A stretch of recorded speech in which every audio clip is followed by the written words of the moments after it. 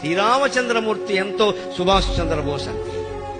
ఆయనకి జరిగిన అన్యాయం సామాన్యమైంది కాదు.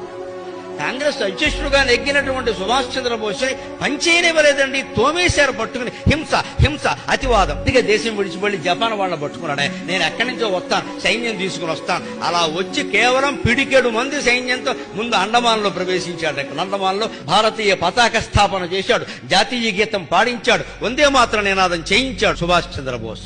అటువంటి మహావీరుడే కనుక బతికి ఉండి అనంతర కాలంలో దేశానికి ప్రధానమంత్రి ఉంటే దేశ భవిష్యత్తు మరొక విధంగా ఉండేది. We shall not harm anybody else, because that would be against our national honor.